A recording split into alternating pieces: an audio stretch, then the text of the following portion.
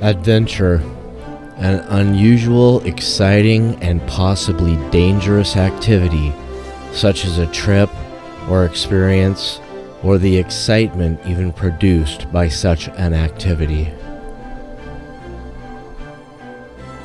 This is something a newfound friend and I both got to experience this summer of 2023. The Caribou National Forest. A place I have never been, and I don't think Casey had either. This place is located in southeastern portion of Idaho and is comprised of almost 1 million acres. There are over 20 developed campgrounds, of which 10 meet the selection criteria of a special forest area. The Caribou National Forest was not named for a member of the deer family. That's right. A graceful, hardy caribou never roamed the mountains and plains of what is now called the Caribou National Forest. The forest was named for the tall tales of a miner named Caribou Jack.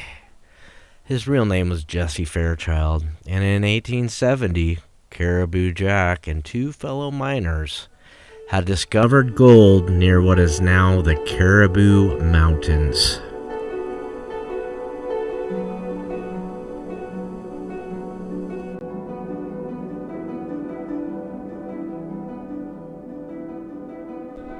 This gold rush lasted 20 years, producing $50 million worth of placer gold, and it opened up the area to settlement like all gold rushes. Today, much of the land roamed by Caribou and his fellow miners is dotted with nice Forest Service managed camping locations surrounded by the magnificent southern Idaho landscape. Just before Caribou Jack's discovery, the first government-built wagon road in the west was just completed. It was named the Lander Trail. This road provided pioneers traveling west with a cutoff from the Oregon Trail to California. With the discovery of gold in Idaho, the Lander Trail provided easy access to the new gold fields for those who wanted to try their hand at the dream. Listed on the National Register of Historical Places, visitors can still see deep ruts made by wagons in the soil and find scattered carvings in aspen groves made by pioneers using the Lander Trail. Located in the Webster Range, northeast of Mill Canyon Campground, time spent exploring Lander Trail will add to one's appreciation of the trails, the trials, and accomplishments of our pioneering past. The time spent at most of the Caribou National Forest campgrounds will recall tales of our pioneering past. Campgrounds like Mill Canyons, with the woods of pine and fir trees next to a steep mountainside covered in sagebrush, wildlife wanders unafraid and with clear, fast flowing creeks. It only takes the scent of a campfire to help imagine Native Americans, wagon trains, miners, settlers, and cowboys passing by. The Caribou National Forest is not as large as some national forests in the Northwest, nor does it have the recreational diversity of its neighboring national forests. It is, however, a quiet, undiscovered forest with quality car, tent, motorhome, and recreational vehicle camping, super hiking, and magnificent wildlife viewing opportunities. This forest can take some effort to get to know, as Casey and I had found out, but it is well worth every visit.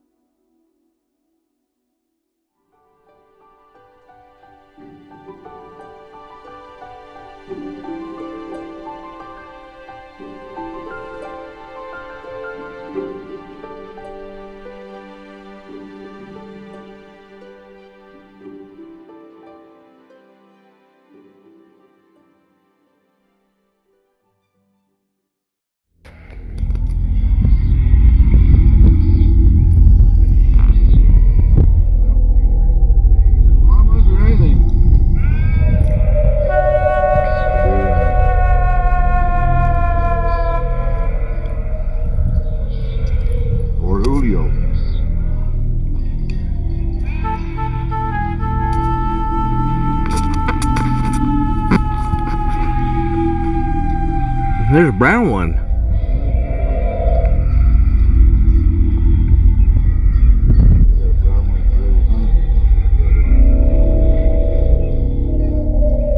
Oh, there's some lamb. There's some little ones.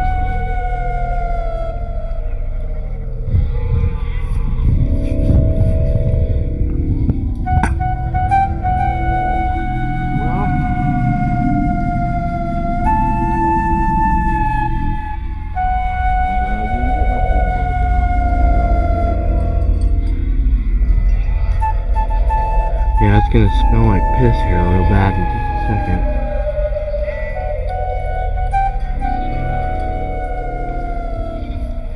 Oh my gosh, you know what this reminds me of? Like a zombie movie.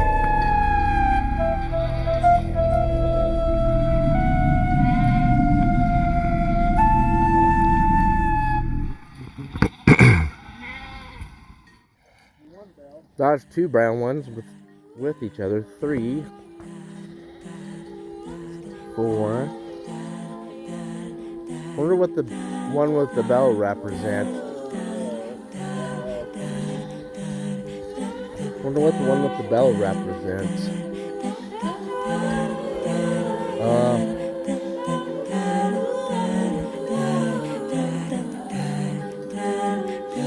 There's bucking one.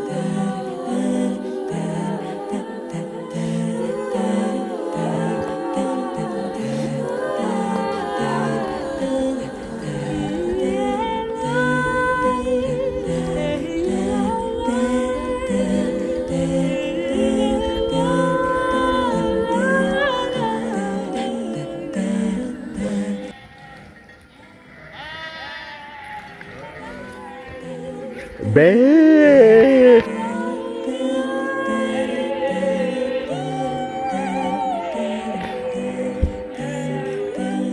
Oh, this is where they're gonna stay for the night.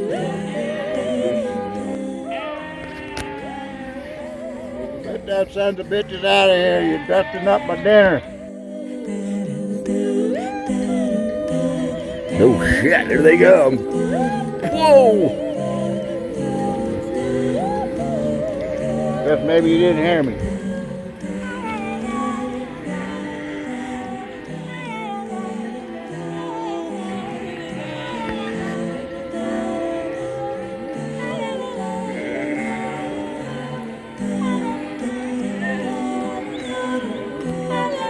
I thought we'd see some dogs on that move.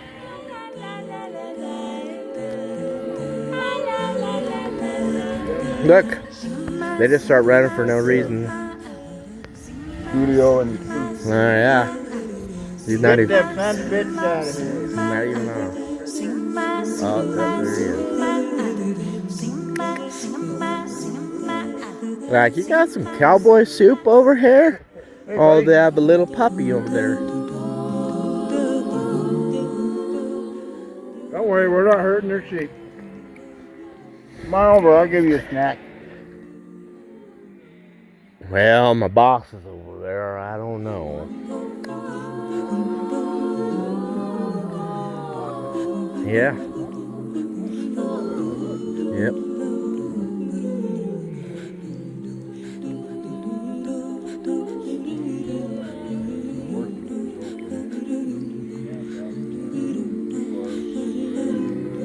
Now here comes all the buddies. Hey guys.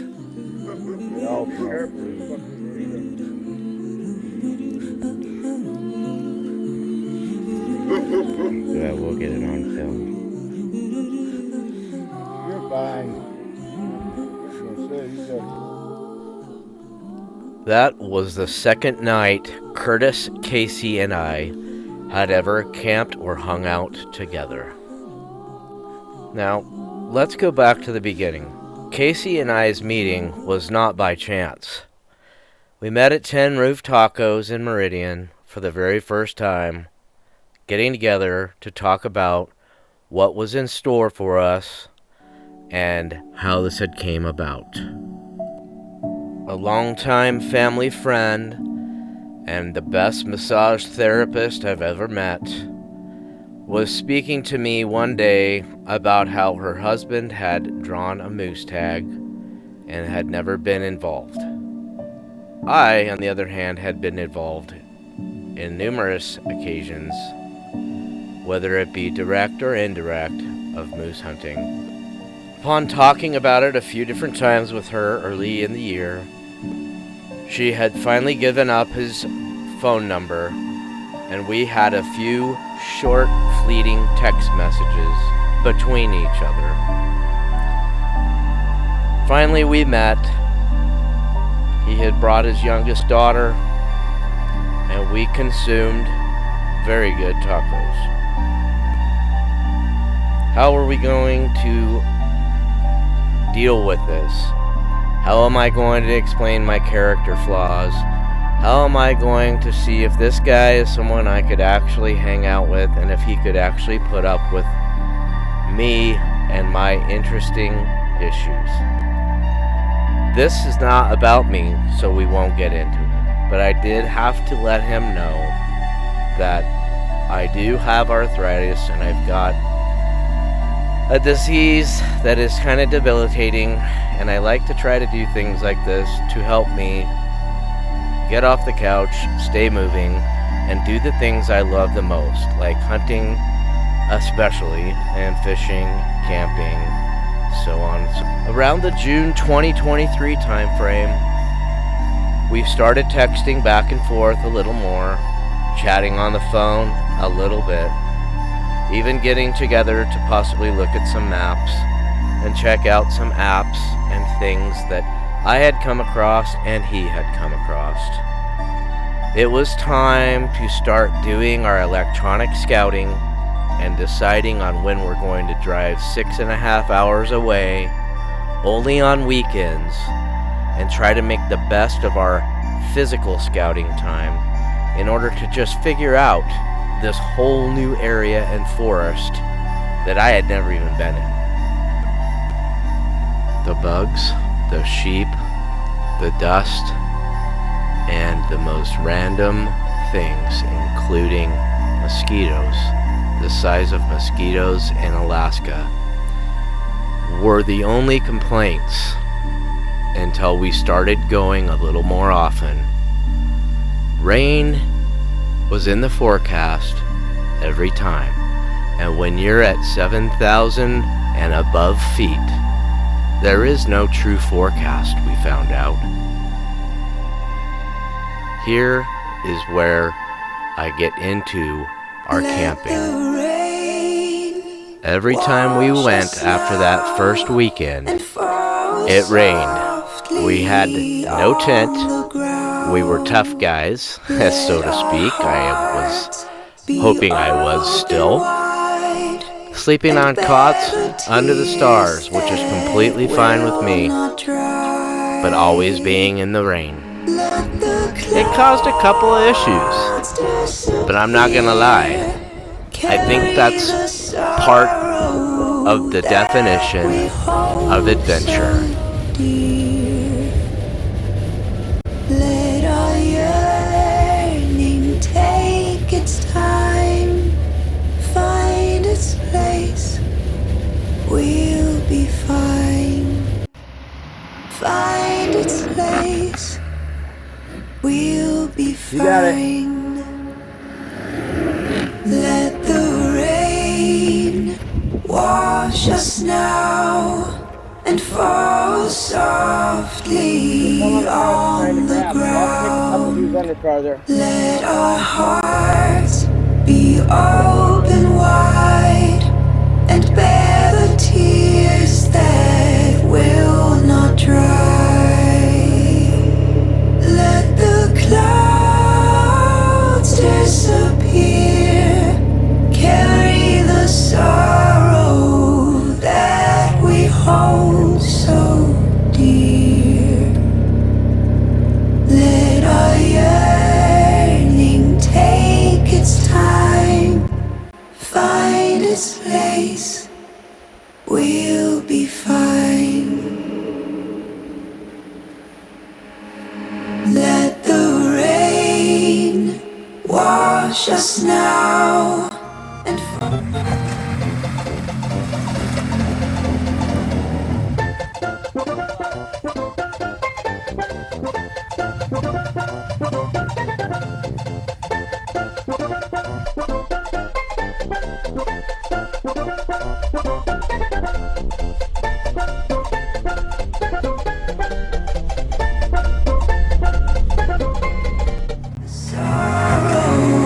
That we hold so dear.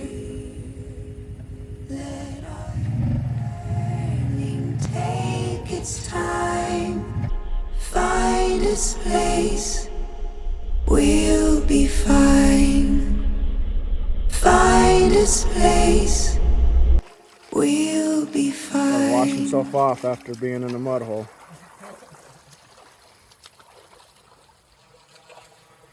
Had to winch around the bush. They said the moose were in the water and the mud. They were wrong.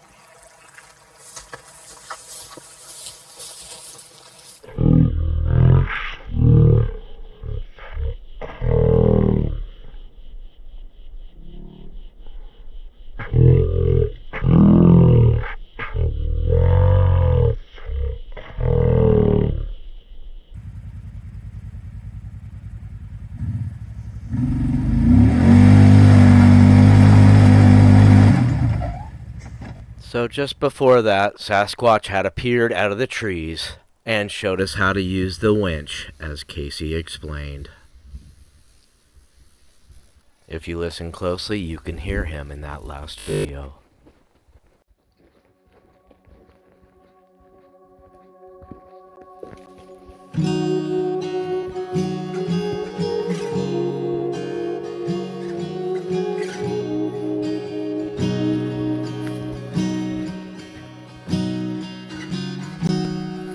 We went to a place we'd never known, and we saw Sasquatch, his cover was blown.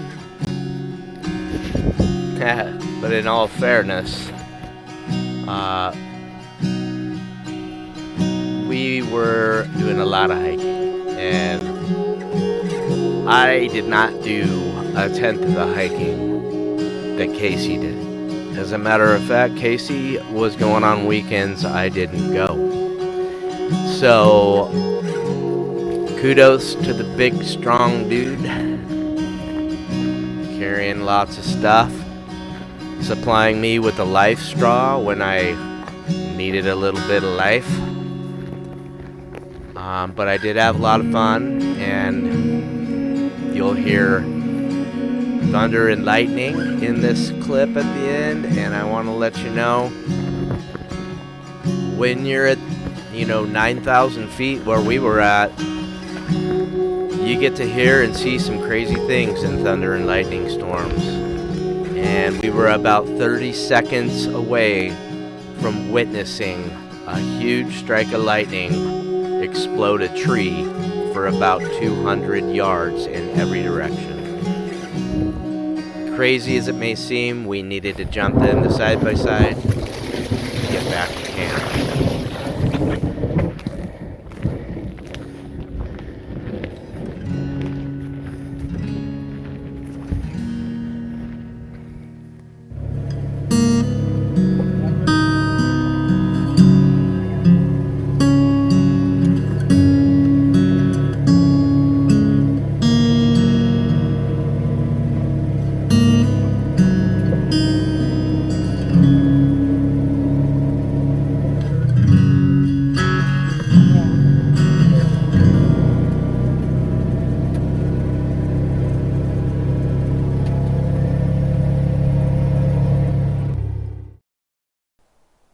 Meanwhile, back at the ranch, just kidding. Back at camp, Casey's doing what he does best. That's making our dinner, whether we're on a small stove or his little jet boil. And he's usually reheating something that his wife, Jersey, has already made and was already awesome and perfect at a different time. The best camp food is always leftovers, in my opinion. Unless you got steak. But it didn't quite compare to a couple of the neat little cafes we found on the way.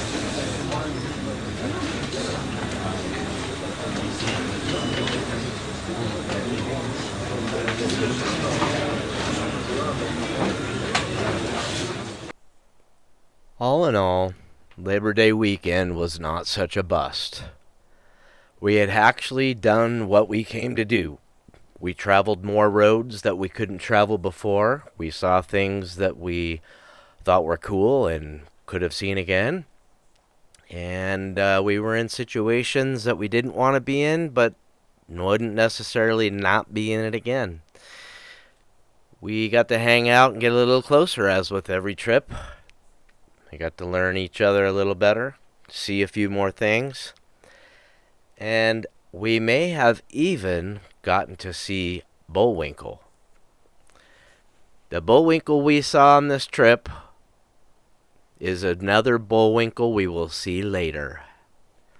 He may not be a shooter for us this year, but he's going to be an excellent shooter for someone in the future.